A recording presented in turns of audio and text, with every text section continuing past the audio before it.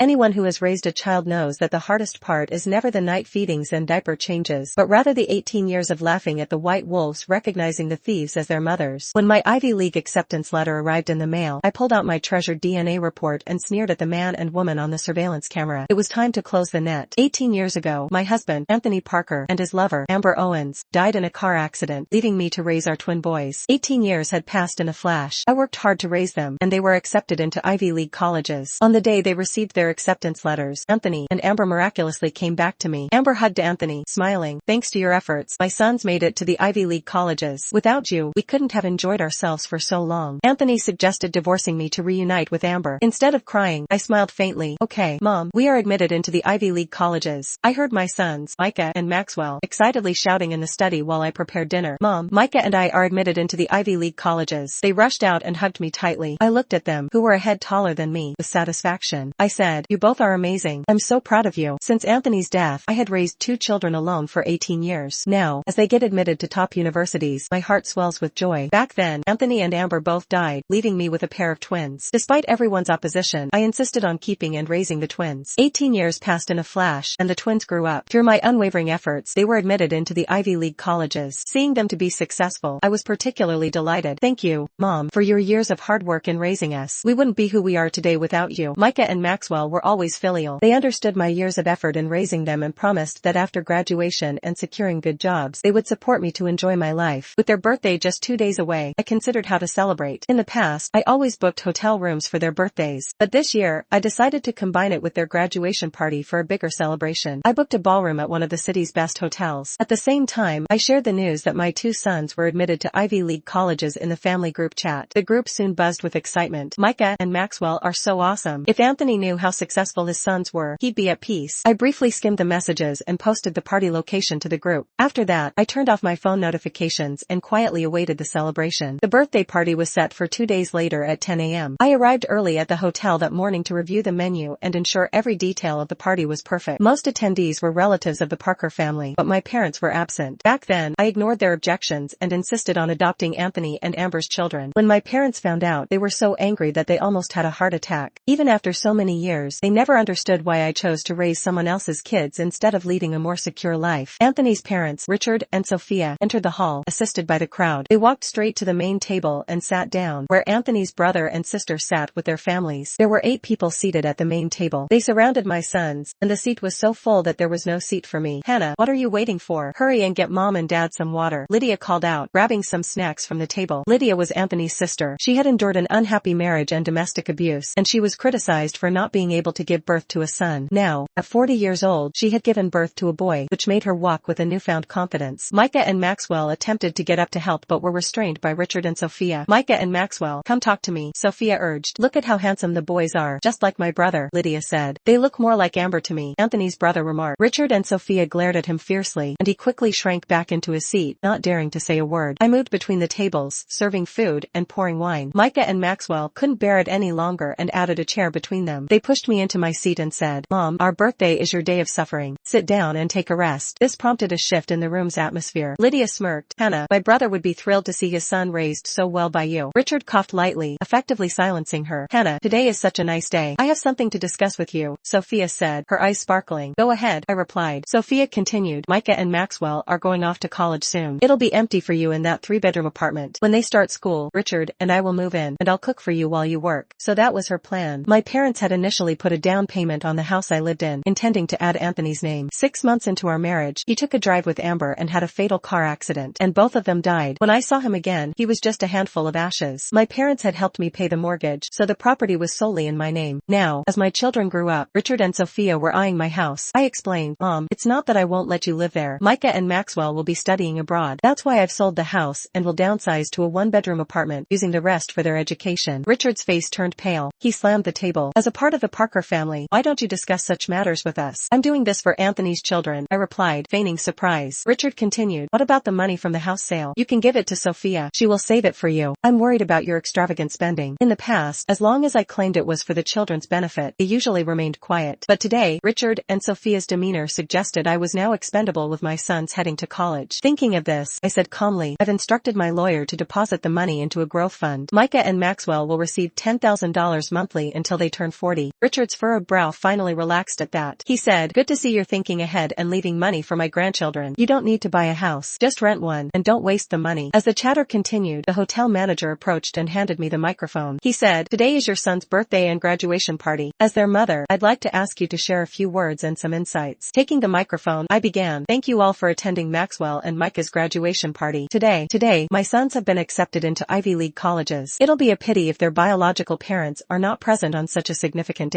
Before I could finish, a commotion interrupted me. A man and a woman entered arm in arm. I looked up and, despite the 18 years that had passed, instantly recognized them. My late husband Anthony and his beloved Amber. The hall buzzed with murmurs. Richard and Sophia, seated at the main table, showed no excitement at seeing their son returned from the dead. Instead, they calmly invited Amber to sit beside them. Anthony, who had been dead for 18 years, approached me. He said, "Hannah, you may not be a good wife, but you've been a good mother." My sons, finally breaking free from their shock, looked confused. "What's going on?" Anthony pointed at Amber and said, "Amber is your biological mother. Hannah couldn't have children. If she hadn't refused to divorce me and threatened me to commit suicide back then, our family wouldn't have been torn apart for 18 years. Before I could defend myself, the Parker family members turned to my sons. "He's right. It was Hannah's refusal to divorce that kept you from your birth parents for 18 years. Don't think Hannah treated you well. She didn't have the best intentions." Well, now that you're grown and have been admitted to Ivy League colleges, the family can finally reunite. Micah and Maxwell stood frozen, unsure of how to react. Amber wailed, taking their hands and showing them her phone. "I'm your biological mother. I send you gifts every year. I even sneak in to see you after school." As she spoke, she turned to me and added, "Hannah, thank you for raising my two sons so well." Anthony wrapped his arm around her shoulders and looked at me with a hint of sarcasm. He demanded, "You and I are getting a divorce. After 18 years, I'm marrying Amber." Everyone thought I would disagree, or even make a scene, but facing the discussions and inquiring eyes of dozens of people from the Parker family, I laughed. "Okay, I agree. I'll file for divorce tomorrow and reunite your family." My words stunned the audience. They couldn't believe I would give away the sons I had raised for 18 years. Even Anthony and Amber stared at me in disbelief. They thought I would throw a tantrum and cry but didn't expect me to agree so readily. Anthony looked at me in disbelief and asked puzzledly, "Are you out of your mind?" I replied directly, "What? Not happy about it?" Amber quickly pulled on Anthony's arm, and he, fearing I might change my mind, retrieved a divorce agreement from his bag. He said, "Then sign the divorce agreement. From now on, Micah and Maxwell have nothing to do with you, and you can't see them again." Without reading it, I signed. "Mom, you don't want us anymore?" Micah and Maxwell looked at me, hurt and confused by my quick compliance. Amber tucked the agreement away and said complacently, "Hannah, thank you for making us whole. If it weren't for you, we wouldn't be so carefree out there." Looking at her two tall sons, Amber grinned with a proud smile. "Okay, there's nothing more for you to do here. Just go." Richard waved me off impatiently. I said, "Now that the agreement is signed, it's time to tell you the truth." "What do you mean?" Amber asked, confused. I sighed with relief. After 18 years, it was finally over. I clapped my hands and called to the door, "Come in." Moments later, two figures entered the hall.